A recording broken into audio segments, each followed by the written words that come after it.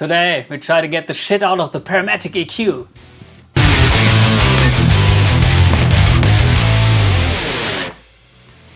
In my opinion, the equalizer is one of the most powerful things in today's modeling units. Of course, you have also an analog gear. You have some kind of equalizers, for example, the bass, middle, and treble control.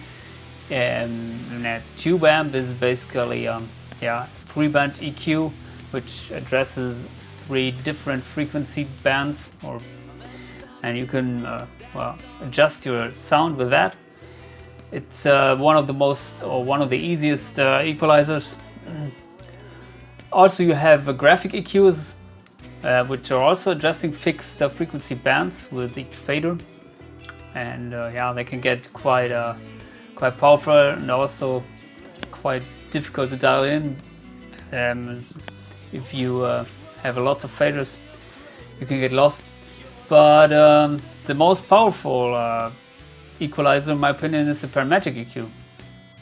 And the Parametric EQ is a little bit more difficult to dial in than the graphic EQ, because here you don't have fixed bandwidth, which are addressed. So many people seem to struggle with Parametric EQs, but I use them quite a lot, and today I would like to show you how I use them and what I think about or my thinking process when I dial in something with the Parametric EQ. For that purpose, I'm using the Harley Benton Fusion here with 22 frets and HH configuration, Wilkinson bridge, everything stock, and my AxeFx 3. And as you can see here, I've opened already the Parametric EQ. This is my sound.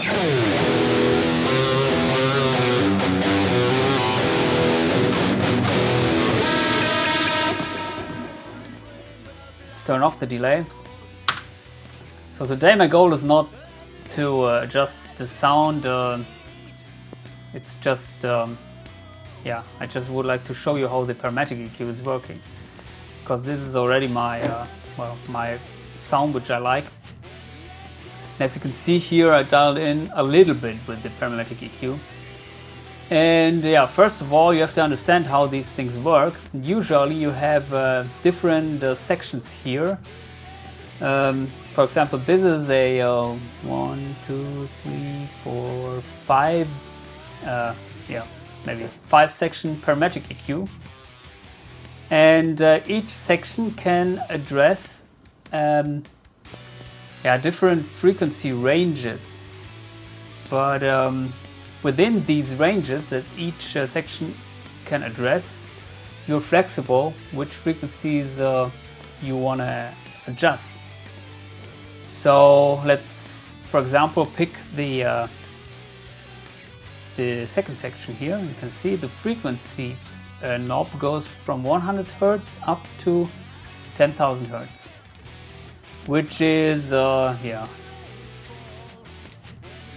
covers most of the frequencies the guitar, at least the distorted guitar, needs, especially in the highs. And the lows, maybe you not be able to adjust the 80 Hz here, which can sometimes be necessary in a guitar tone. But you can see here this frequency knob goes also from 100 onto 10,000. See what this does also. And as you can see here, for example, the number 5 goes from 200 Hz up to 20,000 Hz, which is a little bit different. And also here the first one goes from 20 Hz up to 2K. So this is something which is addressing especially the lower frequency region, the section 1. Section 5 is especially addressing the very high end frequency region. And the 3 sections in between are basically addressing the mids. So you have to take that into account, that this is for the sub-bass frequencies, this is for the highs or even the presence frequencies, and this is for the mids. Although you can get some get to the mids also with the section 1 and section 5. As you can see here, each section has a gain and a Q control, and the Q is basically defining the bandwidth you are affecting. So for example here in that section I selected the center frequency of 400 Hz and the Q of 1.39, and that is basically saying how many frequencies around the 400 Hz are affected. So if I reduce it, you will see more frequencies are affected. And then you can see here, if I raise it, you can see peak, then only the very narrow bandwidth around the 400 Hz is in this case raised, because I set it to plus 7 dB. I set to minus, then these frequencies will be reduced. And yeah, the lower the Q, the more frequencies around the 400 Hz are affected. So that is basically how each of these sections is working. But as you can see here, you don't have a Q and a gain control here. And that is the case because here I've selected quite another thing, how this section is working. I selected blocking. If I will select one of these other things, for example peaking, you can see suddenly Q and gain knobs appear here, and then they're working exactly the same like the section 2. For example, you can boost some frequencies around the 100 Hz, set the Q, and I'll have something like that. So peaking is basically, as the name says, you create peaks or negative peaks. If you select peaking 2, then the peak is maybe working a little bit different, but that is something I don't know what how the peaking 1 and peaking 2 is is implemented in the AxeFx, so I don't know what the difference here is. Maybe you can find it out by listening. Here you can see that maybe the slope is a little bit higher with the peaking 1, so it may seem to have a higher slope. I don't know if that is the only difference between peaking 1 and peaking 2. And also keep in mind that this graphical presentation is not it's not the best way to create or to judge your result. You should go mainly by ears, because that may look okay here, but you have to consider that this is a logarithmic scale. So in reality, here are much more frequencies affected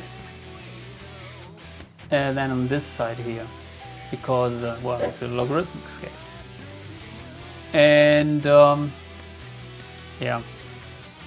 so this graphical representation is maybe not it's not precise. And anyway, I'd recommend to go by ear when you're dialing in your tone, not by this representation. But of course, it helps you to understand what is happening maybe behind the or in the processor of the parametric equalizer. So you can select peaking here, and then I hope you understand how you use these knobs, gain and Q1.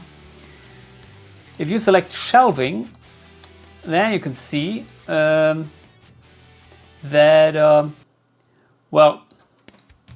let's set the Q to neutral, more or less neutral. Let's set it to 1. So what it does is it raises the frequencies below these 139 Hz in that case, or of course you can lower these frequencies. And in that case, the Q knob is determining the slope here, how which frequencies are raised, or where it starts. It starts around somewhere around the 139 Hz, but of course it's not just strictly everything below the 139 Hz is raised. It's just a little bit of a slope here, and you can determine how or this slope with the EQ knob. And also, if you go above 1, here you can see there are some frequencies around the 139 Hz, which should be somewhere here. Well, frequencies above are then lowered a little bit, and below are raised. That is something which is creates a nice effect. Maybe here it's a little bit drastically with these 7 dB, but I will show you what that does. For example, now I raised the bass frequencies here with the Shelving Filter.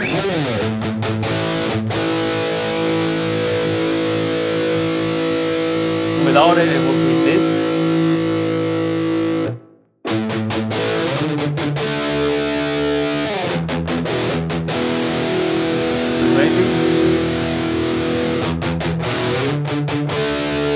Raises the bass, and if I raise the EQ,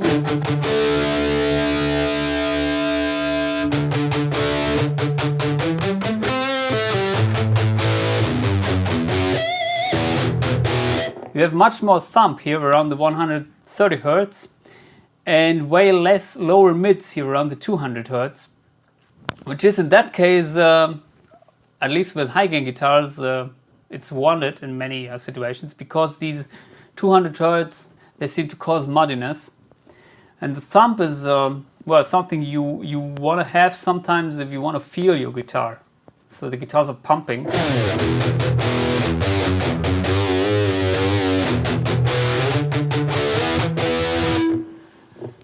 I personally would be careful with these bass frequencies, because if the guitar starts to get pumping, especially if you're playing at loud volumes through a front of house, maybe your front of house engineer will run into problems with the bass frequencies. But you can use a Shelving Filter for that. And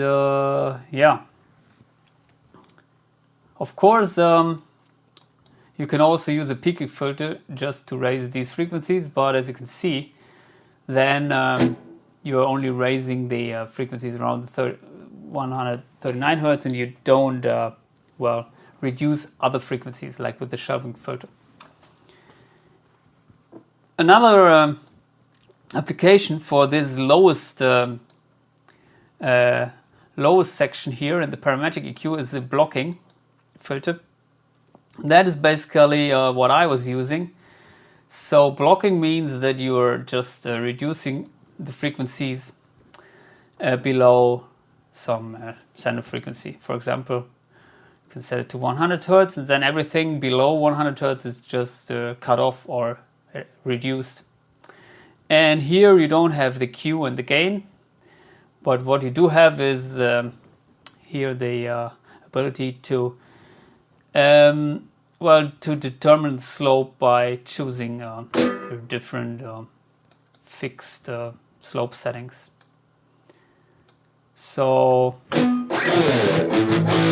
that is the low cut option, which is very common, especially if you play live, because in reality you don't need that much bass frequency, so most people tend to cut the lows below maybe 100 Hz or 80 Hz. And that is typically something you have to do here with the section 1. So you can see here the other sections, they don't have the option to set some peaking, some blocking. And here in the mid section you don't have the ability to select the shelving option. Because as you could see here, the shelving, which we are choosing here, raise the frequencies below, and if you choose shelving here in the 4th section, then it will raise frequencies above, in this case above 726 Hz. So here you have the two shelving or the the shelving option here and here and here also, but yeah, for the below frequencies here and here for the above frequencies. Here you have only the peaking option in the middle section. And also in the section number 5, you have the option to block the signal above a well, let's see, above some, oh, excuse me. This is the section number 5. So to block the signal above maybe a selected frequency. And here with high gain guitars, I recommend to cut it off above at least maybe 10K. In a live situation, you can lower that way more. I usually find myself to cut it off above 5.7K, but also here you have to make sure which slope works for you. So as you can see here, you have at least in a studio situation, you have a very dark sound if you use this slope. If you use this slope, for example, you have way more highs. And also, if you're not quite sure how your sound translates, especially when you're playing live, I recommend to be careful, at least with the blocking of the high ends, because the highs are needed, at least some highs, to cut through a mix. And if you block the frequencies, let's say here, if you block them drastically above maybe 4 or 5K, then nothing is here.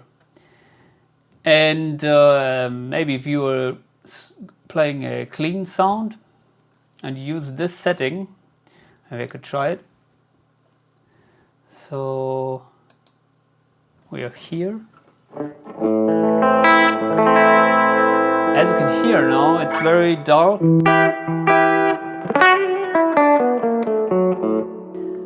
Might be good for jazz, but if you want to play Nothing Else Matters,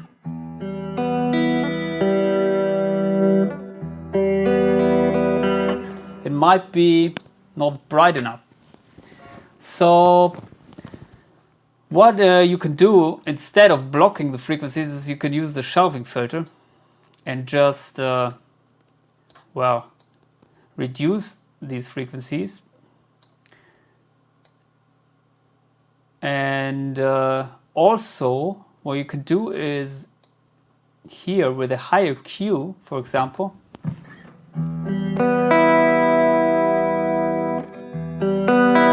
this is a little trick. You can compensate that maybe you're sort of cutting or at least reducing the highs by raising the frequencies just below the frequency, the center frequency. And that is something which you can also do here, the bass, and as I showed you in the bass, it's also working in the highs. This trick, you can emphasize maybe here they are around the 4K and here around the 100 Hertz. If you do this, and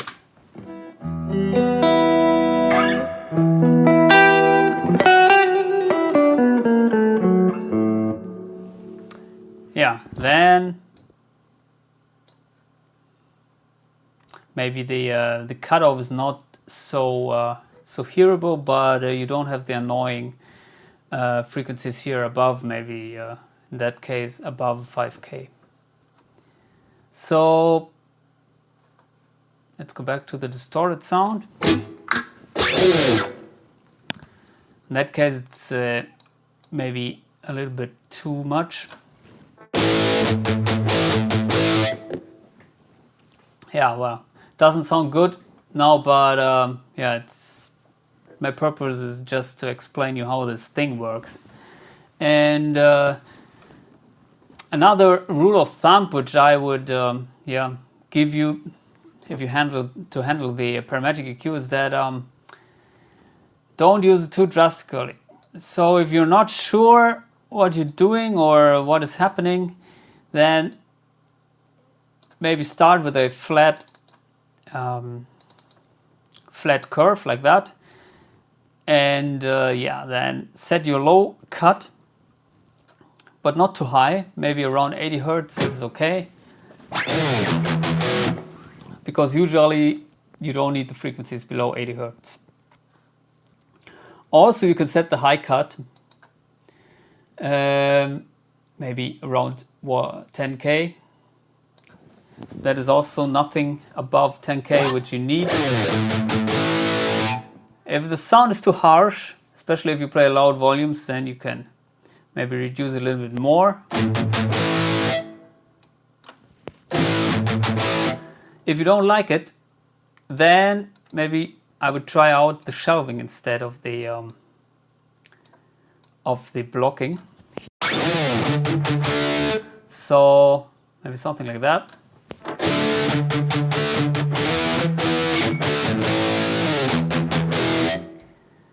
And of course, if you're not satisfied with something in the mids, maybe if you're playing a Les Paul guitar, then typically the Les Paul has a little bit too much lower mid frequencies, around the 200 Hertz.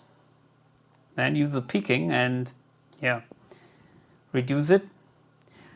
But I recommend with the PEQing that you don't set the EQ too high. Because if you do something like that, or especially if you raise some frequencies, this can be critical. Because, here you're raising a certain frequency band with a very narrow bandwidth, and maybe with some amplifications, your front of house, maybe some front of house or some environments, they will just emphasize exactly these frequencies which you're raising, and you will run into problems, because then the front of house engineer has to find out exactly this frequency you are raising, which is causing the problem. So I'd rather set the EQ a little bit wider, so lower here in that case. My personal preference is between 0.7 and maybe 1.4 with the AxeFx. And also the gain, I don't go above 3 dB or minus 3 dB usually, because 3 dB is a lot. Believe me, in a live situation it's a lot. And usually if you are doing more than 3 dB, then something else is not properly working. For example, the amp sound or the cabinet is maybe not mic'd correctly. Maybe you should choose another IR. So I would start with that, and in most scenarios I would use a rather wide frequency bandwidth.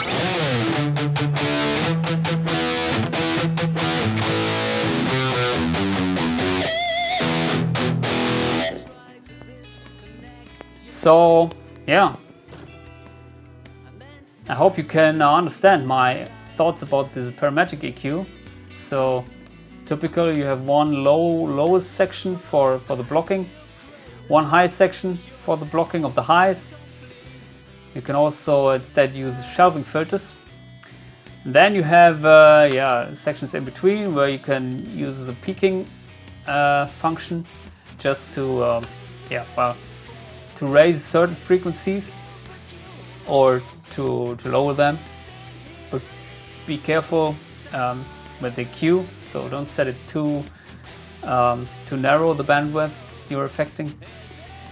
And also I recommend not to go above 3 dB or below minus 3 dB here.